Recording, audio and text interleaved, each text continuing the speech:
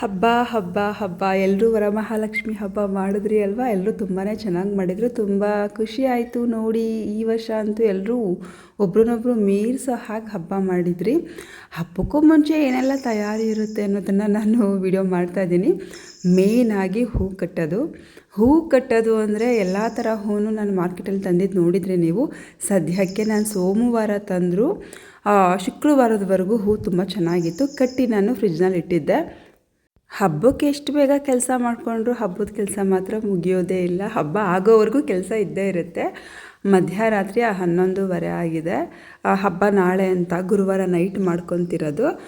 ನಾನು ತಿಂಡಿಗೆ ರೆಡಿ ಮಾಡ್ಕೊತಾ ಇದ್ದೀನಿ. ಅಂದರೆ ದೇವ್ರ ಮುಂದೆ ತಿಂಡಿ ಇಡೋದಕ್ಕೆ ಅಂತ ತಿಂಡಿಗೆ ರೆಡಿ ಮಾಡ್ಕೊತಾ ಇದ್ದೀನಿ. ಐಶು ಅಲಂಕಾರಕ್ಕೆ ರೆಡಿ ಮಾಡ್ಕೊತಾ ಇದ್ದಾಳೆ. ಎಷ್ಟು ಕತ್ಲೆ ಇದೆ ನೋಡಿ. ನಾವು ಹಬ್ಬ ನಾಳೆ ಅಂತ ಮಲ್ಲಿಗೆ ಇಲ್ಲ, ಪಾತ್ರೆ ಗೀತ್ರೆ ಎಲ್ಲ ತೊಳೆದು ಅಲ್ಲಲ್ಲೇ ಇಟ್ಟಿದ್ದೀನಿ. ಮೊದಲಿಗೆ ಕಡಲೆಬೇಳೆನ ಬೇಯಿಸ್ಕೊಂಡಿದ್ದೀನಿ ಮತ್ತು 2 ಅಚ್ಚು ಬೆಲ್ಲ ಮತ್ತು 1 ಕಾಯಿಯನ್ನು ತುರ್ಕೊಂಡಿದ್ದೀನಿ. ಇದೆಲ್ಲ ನೋಡೋದಕ್ಕೆ ಈಸಿಯಾಗಿ ಕಾಣುತ್ತೆ, ಬಟ್ ಕಾಯಿ ತುರ್ಕೊಳ್ಳೋದೇ ಕಷ್ಟ ನನಗೆ. ಹಬ್ಬಕ್ಕೆ ಮಾಡಲೇಬೇಕಂತ ಮಾಡ್ತಾಯಿದ್ದೀನಿ. ಸ್ವಲ್ಪನೇ ಕಲಿಸ್ಕೊಂಡಿದ್ದೀನಿ ಮೈದಾ ಹಿಟ್ಟು. ಇದು ಒಬ್ಬಟ್ಟಿಗೆ ಅಂತ ಹೇಳಿ ಕಣಕ ಸಿದ್ಧ ಮಾಡ್ಕೊಂಡಿರೋದು. ಪೂರಿ, ಕರ್ಜಿಕಾಯಿ ಮತ್ತು ಬಾದಾಮ್ ಪೂರಿ ಇಷ್ಟಕ್ಕೂ ಸೇರಿ ನಾನು ಸ್ವಲ್ಪನೇ ಮೈದಾ ಹಿಟ್ಟು ಕಲಿಸ್ಕೊಂಡೆ. ಎಲ್ಲವನ್ನು ಒಂದು 5 ಮಾಡ್ಕೊಳ್ಳೋಣ ದೇವ್ರ ಮುಂದೆ ಇಡೋದಕ್ಕೆ ಅಂತ ಹೇಳಿ. ಇವಾಗ 12:15 ಆಗಿದೆ. ಬಟ್ಟೆ ಬೆಡ್ಶೀಟ್ ಎಲ್ಲ ಒಗ್ದು ಹಾಗೆ ಚೇರ್ ಮೇಲೆ ಹಾಕಿದ್ದೀವಿ. ಅದನ್ನು ಕೂಡ ಎತ್ತಿಡೋದಕ್ಕಾಗಿಲ್ಲ ನೋಡಿ. ನಾಳೆ ಏನೇನು ಬೇಕು ಎಲ್ಲ ರೆಡಿ ಮಾಡಿ ಇಟ್ಟಿದ್ದೀನಿ. ಎಷ್ಟೇ ನೆನಪಲ್ಲಿ ಎಲ್ಲವನ್ನೂ ರೆಡಿ ಮಾಡಿದರೂ ಒಂದು ಮರೆತೇ ಹೋಗುತ್ತೆ. ಒಬ್ಬಟ್ಟು ಮಾಡೋದು ಹೇಗೆ ಅಂತ ತೋರಿಸ್ಕೊಡ್ತೀನಿ ಬನ್ನಿ. ಅದು ಈಸಿಯಾಗಿ 2 ಅಚ್ಚು ಬೆಲ್ಲವನ್ನು ಕುಟ್ಟಿ ಈ ಥರ ಪುಡಿ ಮಾಡಿ ಅದಕ್ಕೆ ಸ್ವಲ್ಪ ನೀರು ಹಾಕಿದ್ದೀನಿ. ಅದು ಕರಗೋವಷ್ಟು ನೀರು ಹಾಕಿದ್ರೆ ಸಾಕಾಗುತ್ತೆ. ಇವಾಗ ಕಡಲೆಬೇಳೆ ಬೇಯಿಸ್ಕೊಂಡಿದ್ದೆ ಅಲ್ವಾ, ಫುಲ್ಲು ಸ್ಮ್ಯಾಶ್ ಆಗೋ ಥರ ಬೇಯಿಸ್ಕೋಬೇಡಿ. ಈ ರೀತಿ ಮುಕ್ಕಾಲು ಭಾಗ ಅಂದರೆ ಕರೆಕ್ಟಾಗಿ ಬೇಯೋ ಥರ ಬೇಯಿಸ್ಕೊಳ್ಳಿ. ಅದನ್ನು ಸಪ್ರೇಟಾಗಿ ಪುಡಿ ಮಾಡ್ಕೊಳ್ಳಿ. ಈ ರೀತಿ ಮಾಡಿಕೊಂಡ್ರೆ ಒಬ್ಬಟ್ಟು ತುಂಬ ಚೆನ್ನಾಗಾಗುತ್ತೆ, ಬೇಗ ಆಗುತ್ತೆ. ಇದನ್ನ ನನ್ನ ಫ್ರೆಂಡ್ ಹೇಳ್ಕೊಟ್ಲು, ಅವಳಿಗೆ ಅವ್ರ ಅಕ್ಕ ಹೇಳ್ಕೊಟ್ರಂತೆ. ಸೊ ಹಾಗಾಗಿ ನಾನು ಕೂಡ ಅವತ್ತಿಂದ ಒಬ್ಬಟ್ಟು ಮಾಡೋದನ್ನ ಈಸಿ ಮಾಡ್ಕೊಂಡಿದ್ದೀನಿ. ನಾನು 1 ಪಾವ್ ಮೇಲೆ ಸ್ವಲ್ಪ ಕಡಲೆಬೇಳೆಯನ್ನು ಹಾಕಿದ್ದೆ. ಅದಕ್ಕೆ 1 ಕಾಯಿ ಹಾಕಿದ್ದೀನಿ. ಮೀಡಿಯಮ್ ಅಚ್ಚು 2 ಬೆಲ್ಲ ಹಾಕಿದ್ದೀನಿ. ಈಗ ನೋಡಿ, ಕಾಯಿ ಕೂಡ ಪುಡಿ ಮಾಡ್ಕೊಳ್ಳೋಣ. ಕಾಯಿ ತುರಿದಿದ್ದೆ ಅಲ್ವ, ಅದನ್ನು ಪುಡಿ ಮಾಡ್ಕೊಳ್ಳೋಣ. ಇದ್ರೊಳಗಡೆ ಏಲಕ್ಕಿ ಕಾಯಿ ಹಾಕ್ತಾಯಿದ್ದೀನಿ. ನೀವು ಸಪ್ರೇಟಾಗಿ ಕುಟ್ಟು ಕೂಡ ಹಾಕಬಹುದು. ಬೆಲ್ಲ ಪಾಕ ಬರಬೇಕಂತ ಏನಿಲ್ಲ, ಸ್ವಲ್ಪ ಕರಗಿ ಘಮ ಬಂದರೆ ಸಾಕಾಗುತ್ತೆ. ಅದು ಘಮ ಬರುವಾಗ ಮೊದಲಿಗೆ ನಾನು ಕಾಯಿ ತುರಿಯನ್ನು ಪುಡಿ ಮಾಡಿದ್ದೆ ಅಲ್ವ, ಅದನ್ನು ಹಾಕ್ತಾಯಿದ್ದೀನಿ. ಮೊದಲೆಲ್ಲ ಕಾಯಿ, ಬೆಲ್ಲ ಮತ್ತು ಬೇಳೆ ಎಲ್ಲವನ್ನು ಒಟ್ಟಿಗೆ ಆಡಿಸ್ಕೊತಿದ್ರು. ಆದರೆ ಇವಾಗ ಈ ಥರ ಮಾಡಿಕೊಂಡ್ರೆ ಈಸಿ ಆಯಿತು ಅಂತ ನನಗನ್ನಿಸ್ತು. ಹಾಗಾಗಿ ನಾನು ಕೂಡ ಹೀಗೆ ಮಾಡ್ತಾಯಿದ್ದೀನಿ. ನೀವು ಕೂಡ ಟ್ರೈ ಮಾಡಿ.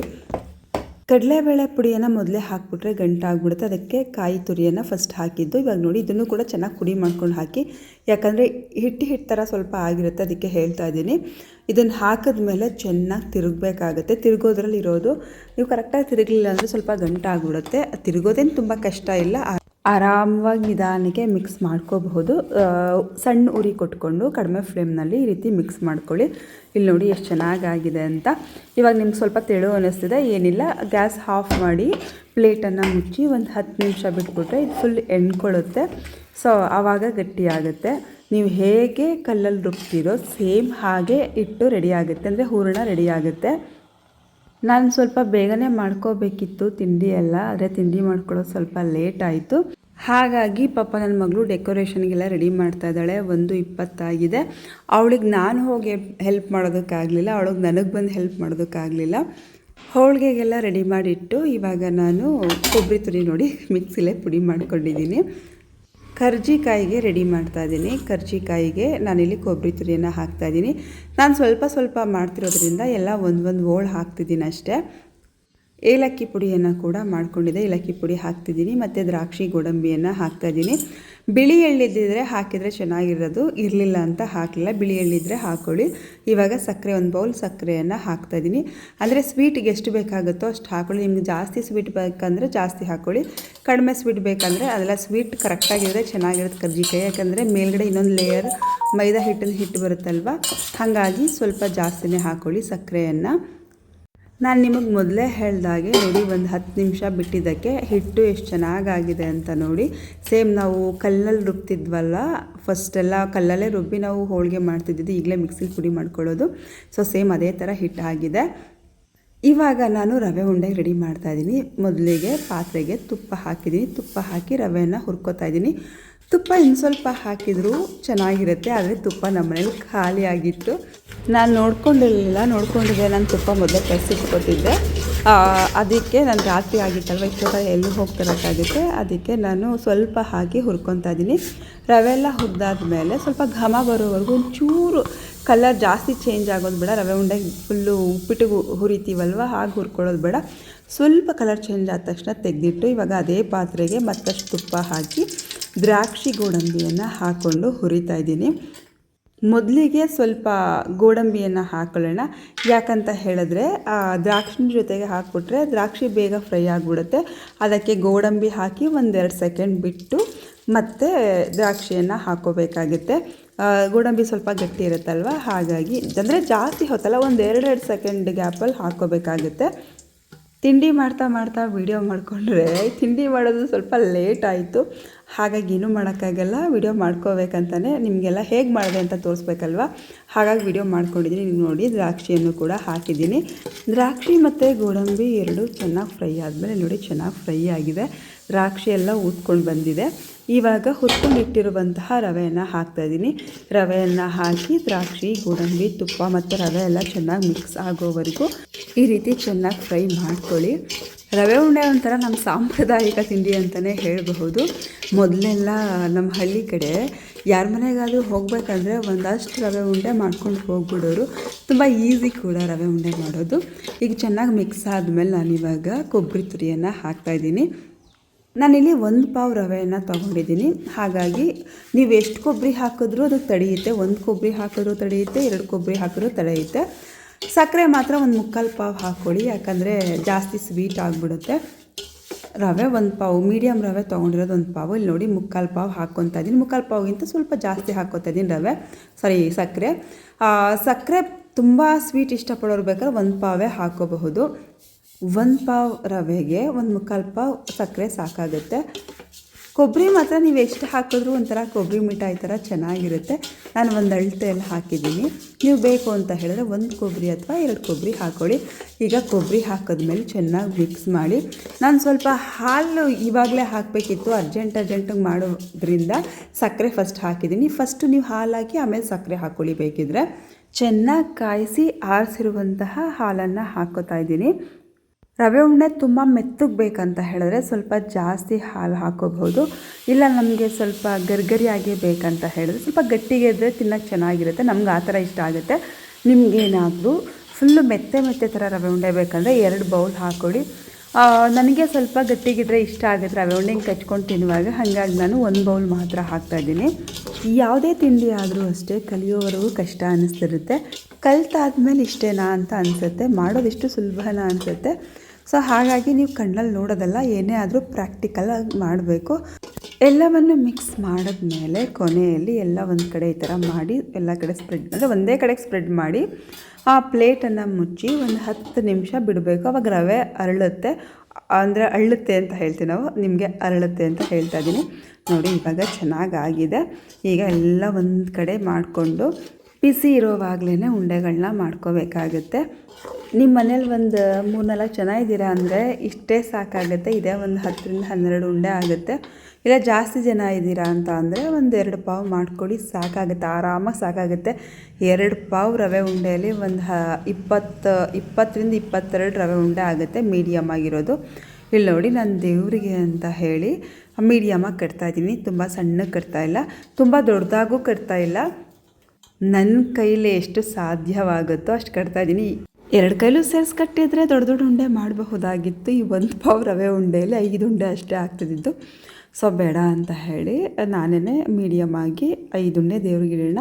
ಇಲ್ಲಿ ಸ್ವಲ್ಪ ಸಣ್ಣದಾಗಿ ಮಾಡಿದ್ರೆ ಮಕ್ಳಿಗಾಗುತ್ತೆ ಅಂತ ಹೇಳಿ ಮೀಡಿಯಮಾಗಿ ಅಷ್ಟೇ ನಾನು ಮಾಡ್ತಾಯಿದ್ದೀನಿ. ನಿಜ ನನಗಂತೂ ರವೆ ಉಂಡೆ ನೋಡಿದಾಗೆಲ್ಲ ನನಗೆ ಅಜ್ಜಿ ಮನೇಲಿ ನೆನಪಾಗುತ್ತೆ.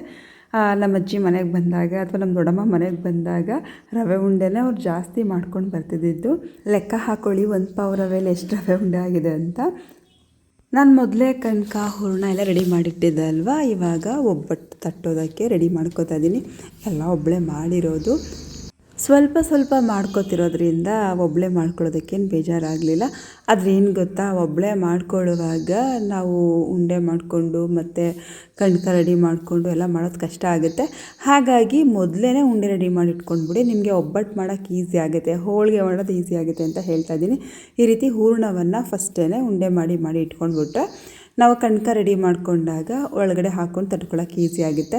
ಇಲ್ಲ ಈ ಕೈಯಲ್ಲಿ ಅದನ್ನು ಮುಟ್ಟಿ ಆ ಕೈಯಲ್ಲಿ ಅದನ್ನು ಮುಟ್ಟಿ ಕೈಯೆಲ್ಲ ಎರಡೆರಡು ಥರ ಆಗಿ ಒಬ್ಬಟ್ಟು ತಟ್ಟುವಾಗ ಸ್ವಲ್ಪ ಹಿಂಸೆ ಆಗುತ್ತೆ.